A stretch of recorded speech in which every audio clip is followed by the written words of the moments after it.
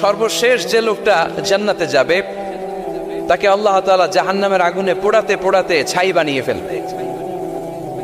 আল্লাহ বলবেন, জিব্রাইল যাও একটু দেখো, একটা মাত্র সেজদা দিয়েছে আমাকে, এরকম কাউরে পাওয়া যায় কিনা। বাটি চালান দিয়ে দেখো পাওয়া যায় কিনা। খুঁজে খুঁজে কাউরে পাবে না। আল্লাহ বললেন আবার দেখো, খুঁজে খুঁজে একজনকে পাবে। সামান্য ইমানের ছিটে ফোঁটা তার অন্তরে ছিল। আল্লাহ বলবেন, যেহেতু ছিটে ফোঁটা আছে, অনেক মায়ের খাইছে, ওকে বের করে জাহান্নাম থেকে বের করে একটা নির্ধারিত দূরত্বে রেখে দাও।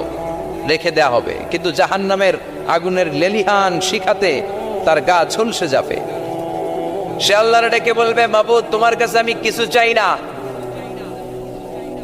জাহান্নাম থেকে তুমি আমাকে বের করেছো, জীবন নদীর পানি তুমি আমার গায়ের মধ্যে ঢেলে দিয়েছো, আমি আবার সজীবতা ফিরে পেয়েছি। আমি তোমার কাছে জান্নাত চাই না, শুধু নিরাপদ একটা দূরত্বে আমাকে রেখে আসো, যাতে জাহান্নামের আগুন আমারে কষ্ট দিতে না পারে।